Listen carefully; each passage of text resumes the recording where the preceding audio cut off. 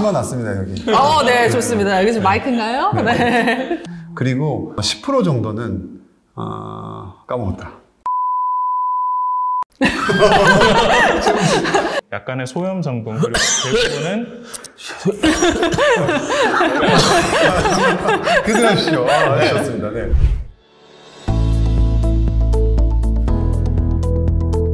건강 정보가 가득한 탑4U 시청자 여러분 안녕하세요. 저희가 또 이렇게 돌아왔습니다. 우리 원장님들도 잘 지내셨죠?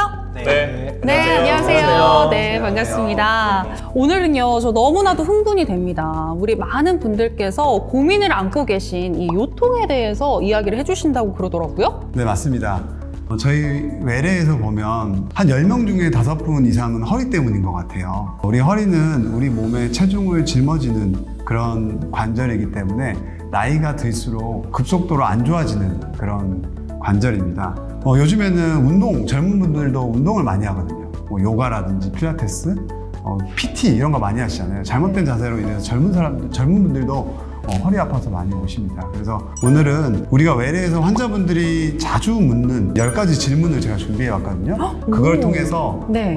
우리 허리에 대한 얘기를 좀 나눠볼까 합니다. 아, 그렇군요. 지금 가지고 오신 이게 그 질문지인 것 같은데 진짜 이렇게 한눈에 봐도 저도 너무나도 궁금한 내용이 참 많은 것 같습니다. 자, 환자들의 흔한 질문으로 풀어가는 이 요통에 대한 이야기 지금부터 그럼 시작해 보도록 하겠습니다. 일단은 지금 이 모형을 준비하신 것 같은데 저는 이걸 마이크로 사용해 보면 어떨까라는 생각이 들어요. 네, 마이크로도 사용을 하면서 심어놨습니다, 여기. 네, 좋습니다. 여기 지금 마이크인가요? 네. 네, 중간중간 필요하실 때 이야기 설명하시면서 이용하시면 좋을 것 같고요. 첫 번째 질문, 요통의 원인은 뭘까요? 입니다. 원인이 뭔가요? 좀 어색하네요.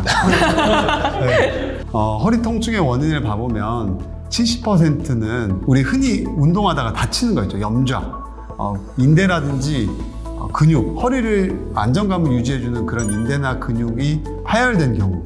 근데 부분 파열된 경우를 우리가 염좌라 그러거든요.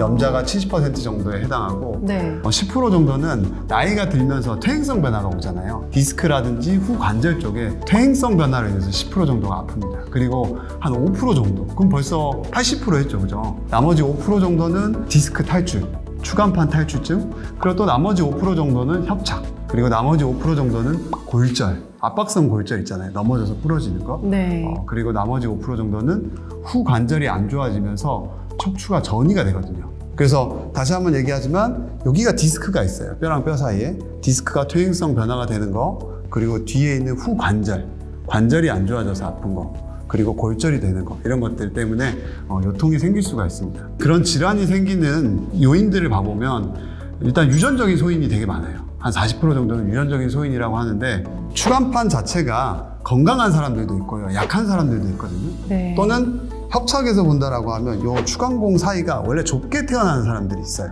그래서 이런 것들이 해당하는 게 이제 유전적인 요인으로 보고요.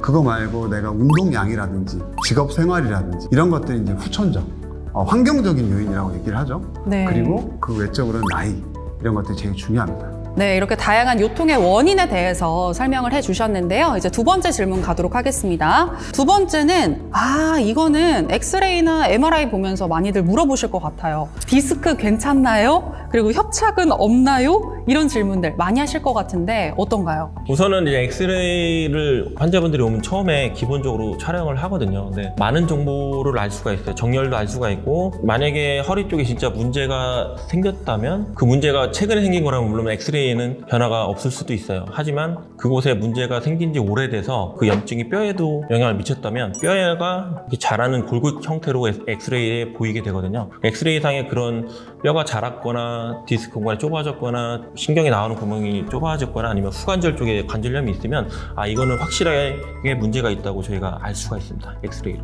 그런 엑스레이를 보고선 이제 디스크나 그런 것들을 추정을 하게 되는 거죠. 물론 MRI를 찍지 않아도 이학적 검사랑 엑스레이로 충분히 어느 정도 가진단 정도는 저희가 세울 수가 있습니다.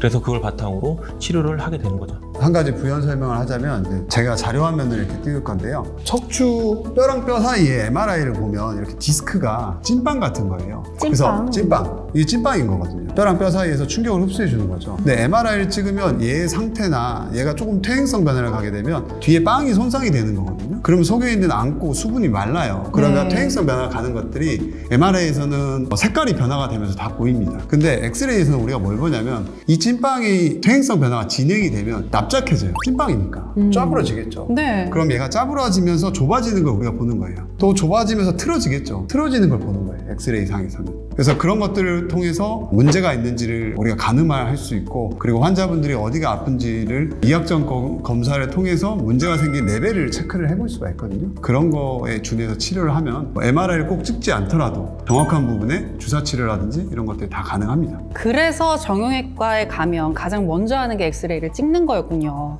이제야 잘 알겠네요. 자, 이제 다음 질문 가겠습니다. 디스크와 척추 협착의 차이는 뭔가요? 라는 질문도 있어요. 저도 이거 너무 궁금합니다. 제가 네, 원영원장님 계신 저희보다. 마이크로만 네. 받았습니다.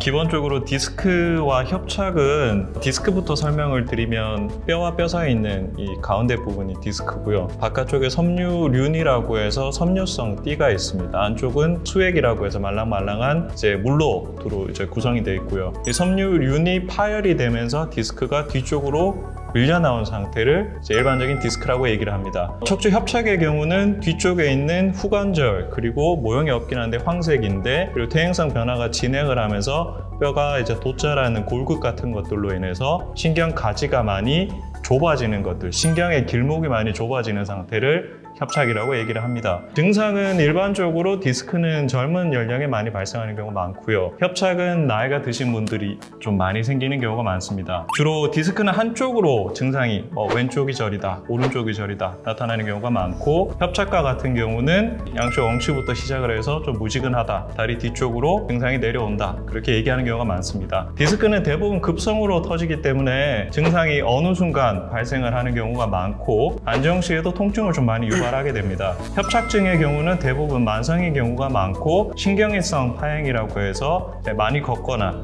예를 들어서 20분 걸으면 증상이 나타난다, 30분 걸으면 증상이 나타난다, 특정 거리를 넘어서면 다리 쪽에서 증상이 나타나는 빈도가 압도적으로 많습니다. 마지막으로 자세적인 부분에 있어서 디스크 환자분들의 경우는 허리를 펴고 있는 자세에서 편안함을 느끼게 됩니다. 협착증의 경우는 반대로 허리를 좀 구부정하게 있는 자세에서 편안함을 느끼게 되는데, 허리를 이제 구부리는 자세에서 신경이 지나가는 구멍이 좀 넓어지게 됩니다. 대부분 노인분들 허리가 좀 구부정하게 있는 그 자세 생각하시면 이해가 조금 빠를 것 같습니다.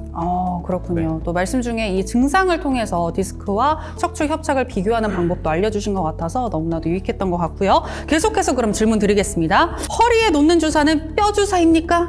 또 주사는 네. 뭘 어디다 맞는 건가요? 네, 제가 답을 드리겠습니다. 네. 환자분들 와서 저희가 이제 신경 주사 말씀드릴 때 처음 질문이 그거 뼈 주사 아닌가요? 뼈 주사면 안 맞고 싶다 얘기를 좀 많이 하시고요. 일반적인 뼈 주사는 사실 정식 용어는 아니긴 한데, 환자분들이 생각하는 이제 뼈 주사라는 건 진단 없이 정확한 진단 없이 고농도의 스테로이드를 무분별하게 사용을 했을 때 그게 이제 뼈 주사라고 생각을 합니다. 신경 주사 같은 경우는 정확한 진단이 우선이고요. 허리에 주사를 놓는 위치는 굉장히 다양합니다. 저희가 주로 허리 통증이 있을 때 후관절 뒤쪽에 관절에 주사를 놓는 부분도 있고, 예측치 차단이라고 해서 허리 주로 통증을 잡는 신경을 좀 차단하는 주사도 있고, 그리고 이제 꼬리뼈 주사, 그다음에 척추 이 사이 공간으로 들어가는 주사도 있고, 마지막으로 신경 구멍으로 들어가는 주사도 있습니다. 그래서 이 다양한 주사들 중에서 우선은 영상에서 안 좋아 보이는 위치, 그리고 환자분이 호소하는 증상, 이런 것들을 종합적으로 판단을 해서 최적의 위치에 일단 1차 주사를 드리게 되고요. 그리고 나서 환자분의 반응을 봐야죠, 저희가.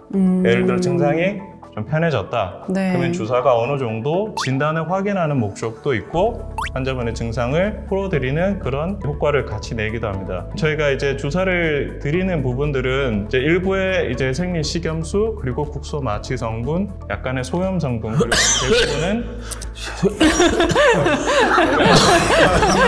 그들하시죠.